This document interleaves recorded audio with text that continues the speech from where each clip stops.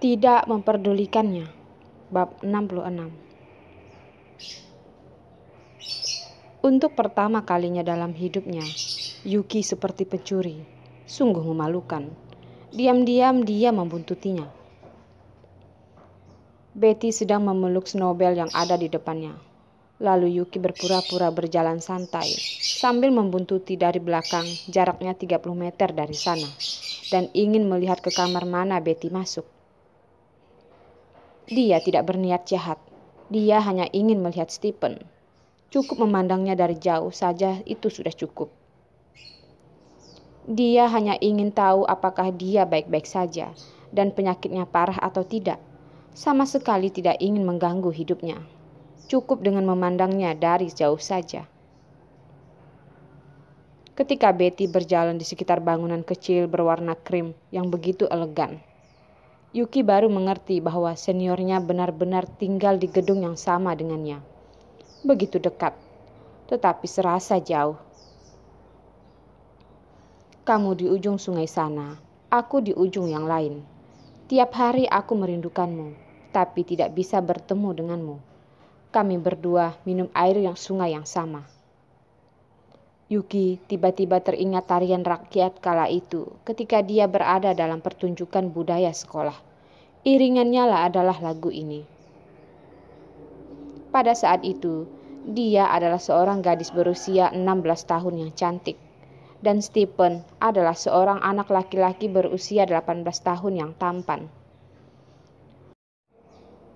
Pada saat itu, dia adalah seorang gadis berusia 16 tahun yang cantik.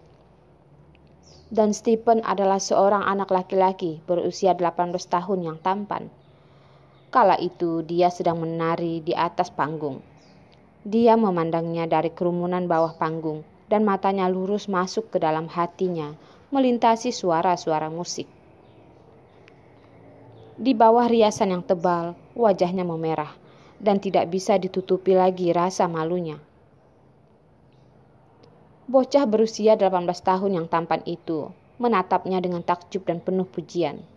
Mengubah acara pesta besar itu menjadi hadiahnya. Hadiah rahasia, karena rahasianya menjadi sangat bahagia.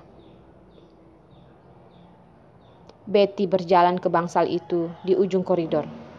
Bangsal itu sama dengan bangsal tempat tinggal Yuki. Ada teras besar di sebelahnya, dengan tanaman hijau pot besar di atasnya. Yuki pergi ke teras dan membiarkan tanaman hijau cerah itu menutupi tubuhnya dan sambil melihat ke arah bangsal. Stephen terlihat sangat pucat. Wajah yang semula putih sekarang berubah putih agak transparan. Dia duduk di meja dan sepertinya sedang membaca sesuatu dari laptopnya. Betty dari belakang teras begitu dekat menatap wajahnya. Hati Yuki tiba-tiba terasa sakit. Meskipun dia tahu bahwa seniornya telah bertunangan, meskipun dia tahu bahwa dia tidak memiliki kemungkinan, tetapi cukup melihat dia dengan perempuan itu dekat, Yuki rasanya tidak bisa menahannya. Kelihatannya dia sangat baik, penyakitnya seharusnya tidak terlalu parah. Selama dia baik, itu sudah cukup bagi Yuki. Cepat tinggalkan tempat ini. Ini bukan tempat kamu tinggal. Pergi dari sini, pergi. Yuki membujuk dirinya untuk menggerakkan kakinya dan pergi dari sana. Tetapi kaki-kaki itu tampaknya memiliki keinginan sendiri. Masih ingin berdiri di tempat yang sama dan tidak bergerak. Matanya berkaca-kaca, melihat Betty masuk ke dalam pelukan Stephen, menyentuh lehernya dengan tangannya dan mengatakan sesuatu dengan lembut dan manis. Melihat senyum lembut Stephen, dia mengulurkan tangan dan menepuk-nepuk Betty. Hati Yuki hancur seperti tertusuk pisau tajam dan dia sangat kesakitan sehingga dia ingin mengambil sesuatu untuk menghentikannya. Air matanya akhirnya tidak bisa tertahan lagi, terlepas dari kelopak mata dan mengalir di pipi pucatnya. Lalu jatuh setetes air mata ke tangan yang dipegang erat. Genggamannya terasa masuk ke dalam. Tetapi rasa sakit hatinya begitu kacau. Yuki ingin menghentikan air matanya, tetapi rasanya itu tidak berguna. Air matanya terus mengalir dan kulit putihnya basah oleh air matanya. Mencoba menahan isakan di mulutnya, Yuki berbalik dan perlahan meninggalkan teras. Sesaat, dia merasa tampak berusia lebih tua 10 tahun dan gerakannya menjadi lamban dan berat. Yuki, apa yang kamu tangisi? Kamu tidak seharusnya untuk sakit hati. Seorang perawat berjalan ke bangsal dengan nampan penuh obat-obatan dan memandang Yuki dengan aneh. Apakah wanita itu datang mengunjungi Stephen? Bagaimana bisa keluar dari arah teras itu? Bagaimanapun, Yuki tetap tidak tenang. Dia menuju ke bangsal Stephen dan bertanya kepada perawat. Jenis penyakit apa yang dialami pasien bernama Stephen? Perawat itu agak bingung, tetapi masih menjawab dengan jujur. Oh, dia mengalami pendarahan keluar dari perutnya. Dia telah dirawat beberapa hari di sini, dan dia akan pulang besok. Ketika perawat selesai menjelaskan, dan pada waktu itu ada pasien berjalan balik ke kamarnya, berjalan sambil ngos-ngosan. Senior Stephen tidak terlalu peduli dengan tubuhnya sendiri. Hiburan dan minuman tidak bisa dihindari, tapi juga jangan berlebihan. Yuki tiba-tiba mengalami tekanan. Dia mengira itu adalah flu biasa dan demam. Dia tidak mengira pendarahan. Tidak heran wajahnya sangat pucat. Yuki masih linglung dan telepon di sakunya tiba-tiba berdering. Ternyata itu adalah Rehan. Di mana? Suara Rehan sama merdunya seperti sebelumnya.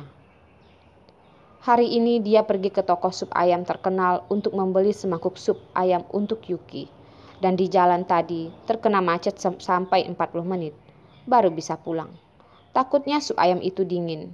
Dia terus memegang tangannya dan membuat semua pakaiannya berminyak. Sekembalinya dia ke kamar. Akan tetapi, dia tidak melihat jejak seorang wanita kecil itu lagi. Bibi Dewi mengatakan bahwa dia sudah lama keluar. Kemana kamu pergi? Lupa kalau lagi hamil, kata Rehan. Yuki mengerutkan kening, menjawab telepon. Apakah harus begitu sinis? Bicaralah. Suara Rehan bahkan lebih dingin. Dia kesal karena Yuki mengabaikannya. Apa yang harus dikatakan? Aku bukan anak berusia 3 tahun. Apakah harus melapor kemana aku harus pergi? Yuki juga begitu marah. Kamu? Rehan tidak bisa berkata apa-apa karena amarahnya dan menutup telepon, membuat Bibi Dewi kaget. Yuki perlahan naik ke lift dan pergi ke bangsal. Sakit perut sangat baik untuk makan makanan yang lunak, seperti bubur. Lihatlah Betty, seorang wanita besar, tentu tidak bisa memasak. Yuki memutuskan untuk membuat sedikit bubur kacang merah dan memberikannya kepada Stephen. Ketika Yuki kembali ke bangsal, Rehan sedang duduk di sofa dengan wajah datar, dan Bibi Dewi berdiri di sampingnya. Ketika Yuki kembali, tiba-tiba menghela napas lega. Dia akhirnya kembali. Nona Yuki, dari mana saja kamu? Tuan muda menunggumu untuk waktu yang lama. Bibi Dewi memandang Rehan dan bergegas untuk membawa sup ayam. Lihatlah, Tuan muda masih membelikan Anda sup ayam dengan ketulusan hatinya. Sup ayam di restoran ini direbus dengan resep rahasia leluhur. Sangat lezat. Dia membeli semangkuk sup untukmu. Aku tidak nafsu makan. Kamu saja yang memakan sendiri supnya. Yuki berpikir akan memasak bubur kacang merah dan bahkan tidak berpikir untuk meminum sup ayam itu. Selain itu, mungkin karena sedang hamil, dia mencium bau sup ayam dan terasa sedikit menjijikkan. Bibi Dewi yang sedang memegang semangkuk sup ayam di tangannya, setelah mendengarkan kata-kata Yuki, dia menatap Rehan. Wajah Rehan berubah suram. Sepasang mata hitam pekat menatap Yuki. Minumlah. Aku dengar bahwa minum sup ayam sangat baik untuk wanita hamil. Yuki, kamu terlalu kurus dan harus memperbaiki gizimu. Alis Yuki berkerut dengan kencang. Apakah ada cara untuk memaksa orang lain? Aroma sup ayam itu baunya menjijikkan. Mengapa kamu memaksanya untuk aku meminumnya? Kalau kamu mau minum, minumlah sendiri. Aku tidak mau. Melihat suasana di ruangan itu tidak enak lagi, Bibi Dewi cepat-cepat meletakkan mangkuk di tangan Yuki. Nona Yuki, ayo minum. Tuan muda itu membelikannya untukmu. Setelah itu, telapaknya berminyak dan menjadi licin. Dia tidak menurut juga dan tampaknya mulai bertengkar. Tuan muda sudah marah dan kesal. Tetapi dia tidak langsung melarikan diri. Mungkin dia harus mengikuti kemauan Yuki. Yuki itu terlalu keras kepala. Tuan muda yang telah membawanya menjadi besar. Selama beberapa puluh tahun, siapakah dia? Tuannya telah pulang dari membeli sup ayam yang membuat tangannya berwarna merah, dan wanita itu bahkan tidak menghargainya sama sekali. Jika dia tidak minum, pasti dia tidak akan meminumnya. Yang ada di dalam perutnya tidak tahu siapa itu. Bibi Dewi diam-diam cemberut, bahkan tidak layak untuk tuan mudanya sendiri. Emosi wanita hamil mudah berfluktuasi. Dia hanya memikirkan Stephen dan Betty dan dirinya. Dan sekarang sangat terganggu oleh Rehan. Amarah Yuki pun juga mulai muncul.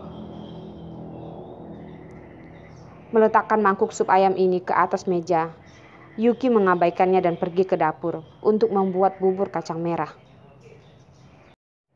Rehan duduk di sofa, wajahnya sangat murung sehingga mengeluarkan air mata. Dia berdiri dari sofa. Kaki panjangnya berjalan. Ia menghentikan Yuki pergi. Jari-jari rampingnya memegang dagu bawah Yuki. Minumlah sup ini. Yuki berusaha ingin menyingkirkan genggamannya. Lepaskan, kamu kasar sekali. Pupil matanya yang berkilau mulai terasa dingin dan wajahnya yang putih memerah karena marah. Rehan dengan tegas menatap wanita kecil yang seperti landak kecil itu. Meskipun amarahnya melonjak, kekuatannya secara tidak sadar sedikit lebih kecil. Yuki masih ingin mengatakan sesuatu hal lagi sebelum dia membuka mulutnya. Rehan dengan sigap mengangkat rahangnya dan mencium bibirnya secara langsung. Yuki memusatkan kekuatannya pada seluruh tubuh, mengangkat tangan kanannya dan menampar wajah Rehan.